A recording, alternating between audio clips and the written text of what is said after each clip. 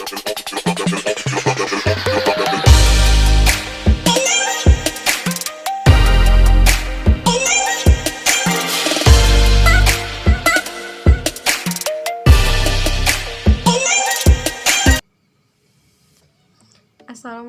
warahmatullahi wabarakatuh. Salam sejahtera untuk kita semua.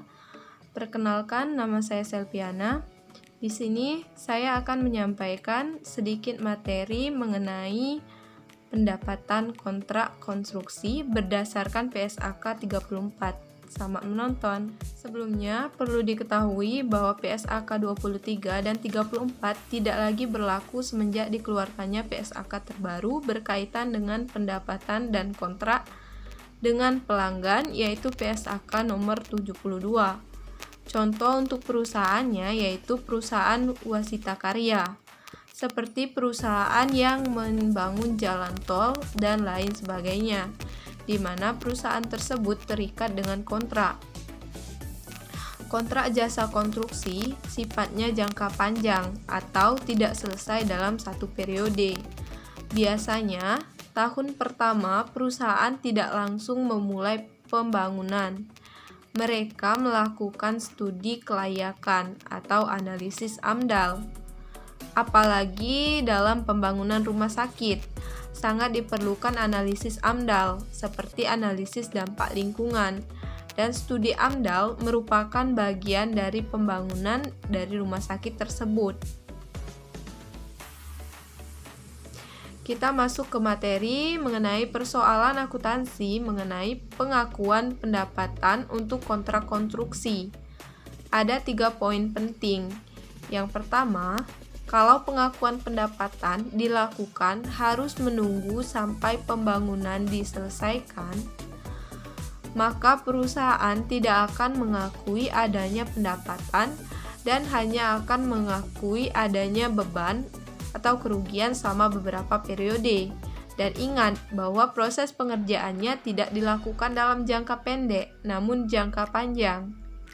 Contohnya, yaitu jika kontraknya berjangka waktu 4 tahun, maka selama 4 tahun, perusahaan hanya akan mengakui adanya beban, sehingga perusahaan akan mengalami kerugian yang sangat besar. Itulah sebabnya PSAK mengatur untuk kontrak konstruksi secara khusus, karena pengakuan pendapatan tidak bisa menunggu sampai bangunan selesai dikerjakan. Poin kedua yaitu apabila pendapatan diakui sampai diselesaikannya pekerjaan, maka akan menyebabkan laba rugi yang berfluktuasi, sehingga investor akan menilai perusahaan tidak bagus untuk berinvestasi atau melakukan kerjasama lainnya. Dan poin terakhir yaitu secara prinsip penandingan, setiap periode perusahaan sudah memberikan atau menyelesaikan pekerjaan, maka perusahaan berhak mengakui adanya pendapatan. Misalnya, di periode pertama atau di tahun pertama pengerjaan sudah diselesaikan sebesar 10%, maka secara prinsip penandingan, perusahaan berhak untuk mengakui adanya pendapatan sebesar persentase yang sudah dikerjakan untuk tahun pertama. Dan perlu diingat, jika tahun kedua perusahaan sudah menyelesaikan pekerjaan misalnya 60%, maka perusahaan tidak boleh mengakui persentase pekerjaan di tahun sebelumnya karena sudah diakui di periode sebelumnya. Yang diakui hanya untuk persentase selesai tahun kedua, yaitu persentase kedua dikurang persentase pertama.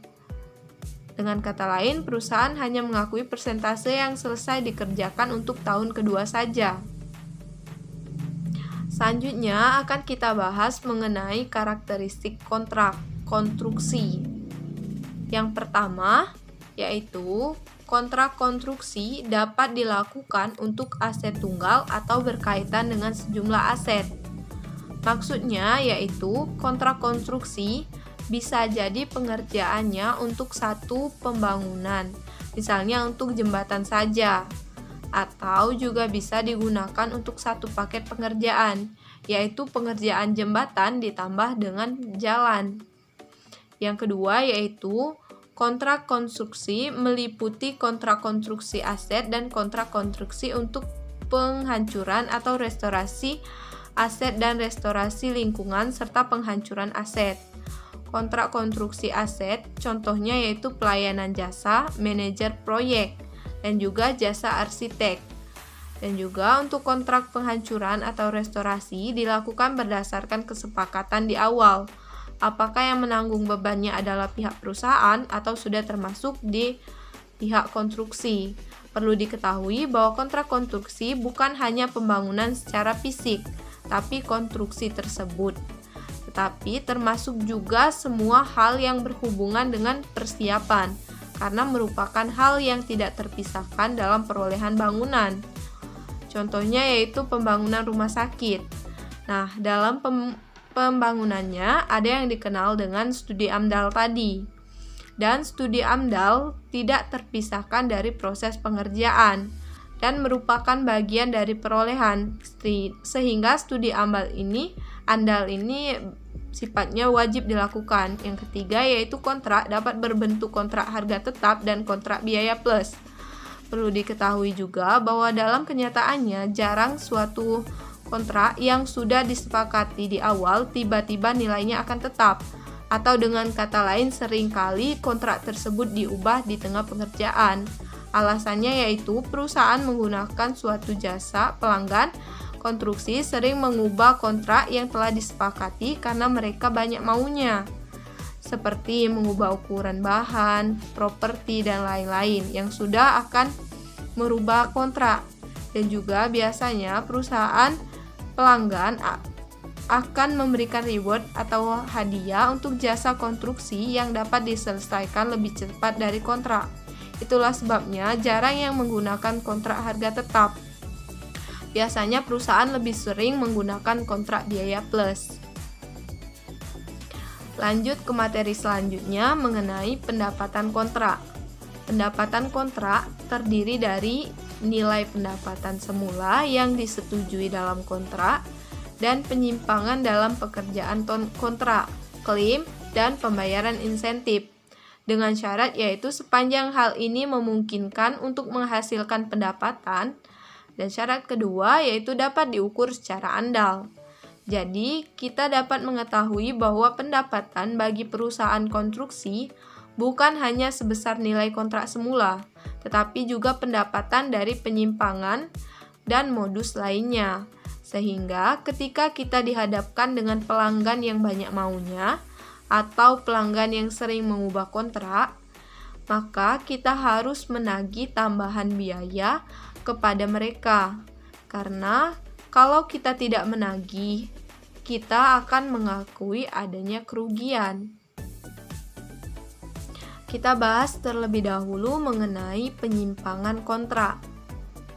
Yang dimaksud dengan penyimpangan kontrak adalah suatu instruksi yang diberikan pelanggan mengenai perubahan dalam lingkup pekerjaan yang akan dilaksanakan berdasarkan kontrak. Atau dengan kata lain, perubahan kontrak karena permintaan dari pelanggan. Syarat diakuinya pendapatan dari penyimpangan kontrak. Yang pertama, kemungkinan besar pelanggan akan menyetujui penyimpangan dan jumlah pendapatan yang timbul dari penyimpangan tersebut. Nah, maksudnya di sini bisa saja ide mengenai penyimpangan atau perubahan kontrak berasal dari pihak kita, tetapi perubahan tersebut disetujui oleh pelanggan. Syarat yang kedua yaitu jumlah pendapatan dapat diukur secara andal.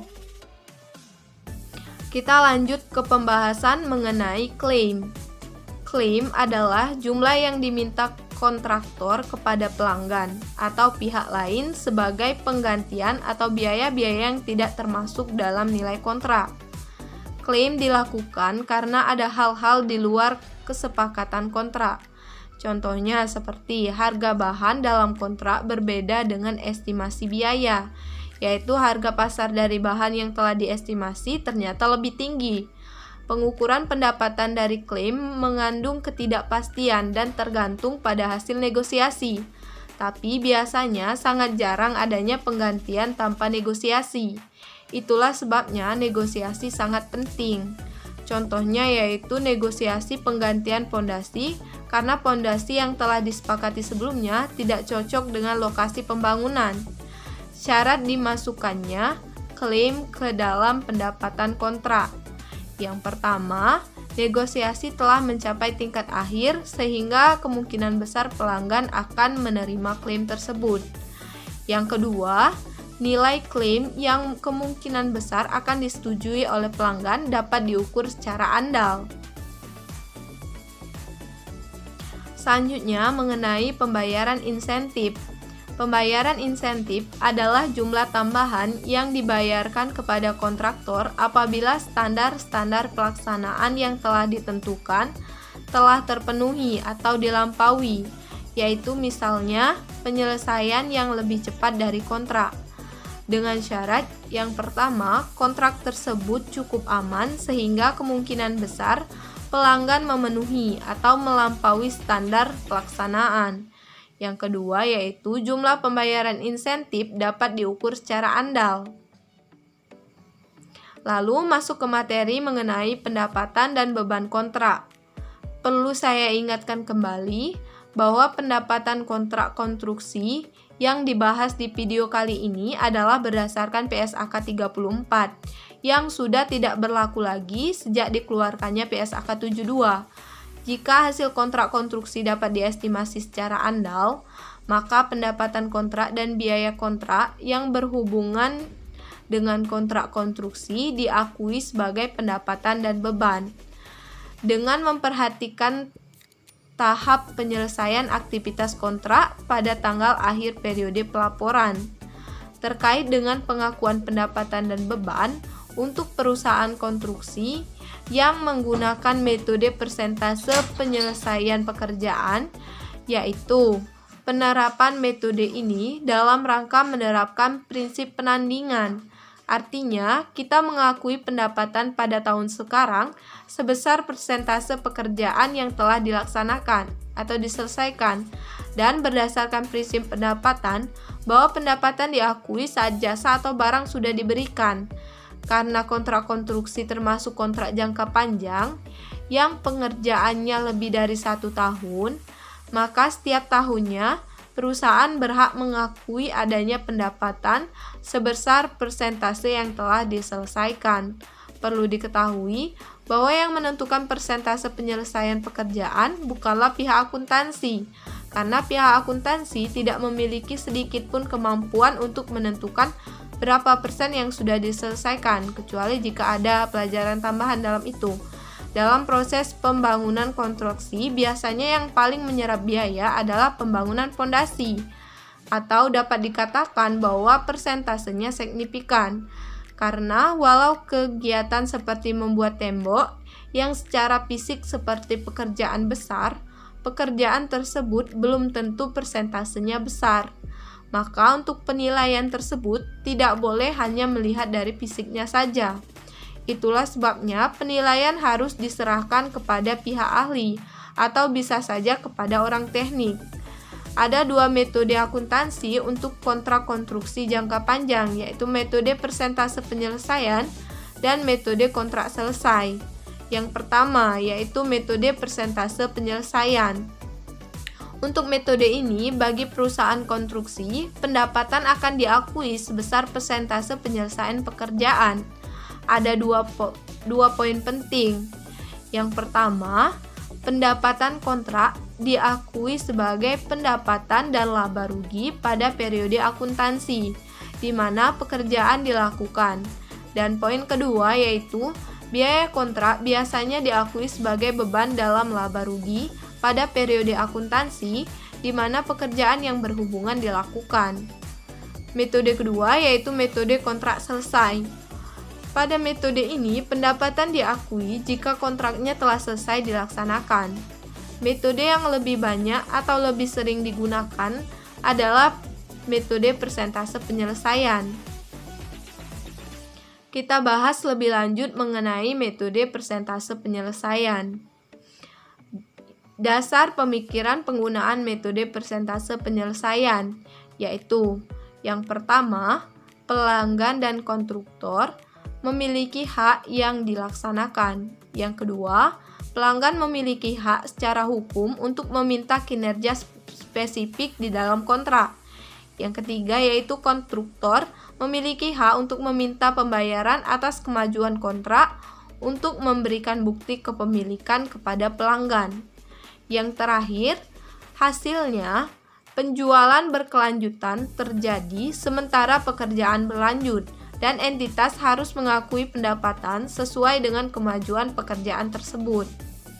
Harus diingat bahwa setiap perusahaan konstruksi penyelesaian pekerjaannya, maka perusahaan akan mengirim tagihan kepada pelanggan sesuai persentase setiap tahunnya, sampai kerjaan atau sampai kontrak selesai. Selanjutnya mengenai syarat penggunaan metode persentase penyelesaian. Yang pertama, jumlah pendapatan kontrak dapat diukur dengan andal. Yang kedua, ada kemungkinan manfaat ekonomis terkait kontrak masuk ke perusahaan. Yang ketiga, biaya kontrak sampai selesai dengan tingkat penyelesaian pada akhir periode pelaporan dapat diukur dengan andal. Dan yang terakhir, biaya kontrak yang berasal dari kontrak dapat diidentifikasi dan diukur dengan andal, sehingga biaya aktual kontrak dapat dibandingkan dengan perkiraan awal. Kita masuk ke bagian paling penting, yaitu mengenai langkah-langkah perhitungan pendapatan yang diakui, yaitu berdasarkan persentase penyelesaian. Yang pertama yaitu menentukan persentase penyelesaian. Untuk menentukan persentase penyelesaian pekerjaan atau persen complete, yaitu dengan cara membagikan biaya yang sudah dikeluarkan sampai tanggal pelaporan dibagi dengan total biaya yang diestimasi untuk penyelesaian pekerjaan, lalu dikali 100%. Langkah kedua yaitu menghitung berapa pendapatan yang akan diakui pada 31 Desember, yaitu dengan cara mengalihkan persen complete yang telah dihitung pada langkah pertama dikali dengan estimasi total pendapatan. Selanjutnya yaitu menghitung pendapatan yang diakui untuk periode sekarang. Dihitung dengan cara mengurangkan nilai yang telah dihitung pada langkah kedua, yaitu pendapatan yang diakui pada 31 Desember tahun atau periode kedua dikurangi dengan pendapatan yang sudah diakui di periode sebelumnya, yaitu periode awal dari pengerjaan kontrak. Perlu diketahui bahwa revisi nilai kontrak terjadi ketika terdapat selisih antara beban tercatat dengan beban yang dikeluarkan, atau bisa juga saat terjadi peningkatan, di mana kalau tidak direvisi bisa saja perusahaan akan mengalami kerugian. Kita masuk ke pembahasan mengenai penjurnalan yang dibuat oleh perusahaan kontraktor. Yang pertama, yaitu jurnal yang digunakan perusahaan kontraktor untuk mencatat biaya konstruksi, yaitu pada posisi debit dicatat pada akun konstruksi dalam proses dan di posisi kreditnya pada akun kas, utang, dan sebagainya. Lalu untuk mencatat termin atau kemajuan penagihan, perusahaan akan membuat jurnal, yaitu pada posisi debit, akun piutang usaha, dan di kreditnya dicatat pada posisi penagihan konstruksi dalam proses. Akunnya dicatat pada penagihan konstruksi dalam proses karena pekerjaan belum sepenuhnya selesai. Itulah sebabnya tidak boleh langsung dicatat pada akun pendapatan jasa konstruksi. Selanjutnya yaitu jurnal yang dibuat perusahaan kontraktor untuk mencatat penagihan, yaitu pada posisi debit dicatat pada akun kas dan pada posisi kredit dicatat pada akun piutang usaha. Lalu untuk mengakui pendapatan dan laba kotor akan dicatat dalam jurnal.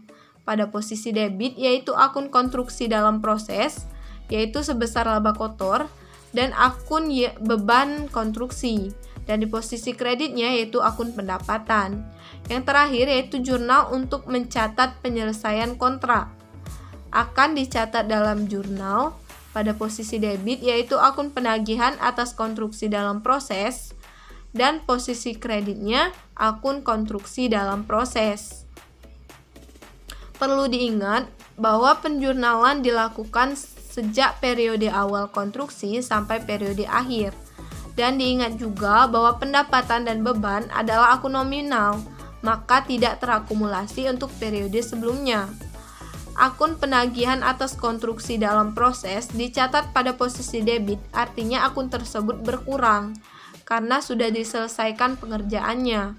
Dan juga akun konstruksi dalam proses dicatat pada posisi kredit untuk menghapus akun tersebut karena kontrak telah selesai dikerjakan.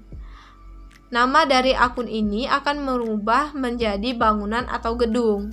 Akun konstruksi dalam proses dicatat pada posisi debit ketika pekerjaan masih berlangsung. Perlu diketahui bahwa estimasi perkiraan biaya yang telah dibuat oleh perusahaan konstruktor tidak mungkin mengalami penurunan, malah kemungkinan besar akan bertambah. Dan juga perusahaan tidak bisa memperkirakan biaya atau estimasi biaya akan turun sebelum pekerjaan selesai. Sedangkan biaya bisa saja naik apabila terjadi revisi bahan dan lain sebagainya. Kalau biaya yang digunakan lebih besar dari estimasi, maka hal ini akan mengurangi laba kotor. Sedangkan kalau biaya yang dikeluarkan lebih kecil dari nilai estimasi, maka perusahaan akan mendapatkan laba kotor yang lebih besar. Misalnya perkiraan atau estimasi biayanya 700 juta, tapi biaya yang sebenarnya hanya 650 juta pada akhir tahun pengerjaan. Maka karena biaya yang dikeluarkan lebih rendah dari estimasi, akan berpengaruh pada laba kotor. Tetapi waktu menghitung persentase penyelesaian pekerjaan perusahaan tetap mengacu pada estimasi karena estimasi biaya untuk pekerjaan adalah akrual, alias pembaginya tetap dibagi dengan perkiraan biaya atau estimasi perkiraan biaya. Mungkin sudah dulu untuk video kali ini. Saya minta maaf kalau ada salah kata dan penyampaian. Terima kasih telah menonton video ini sampai selesai. Sampai jumpa di lain kesempatan. Terima kasih dan saya undur diri. Wassalamualaikum warahmatullahi wabarakatuh.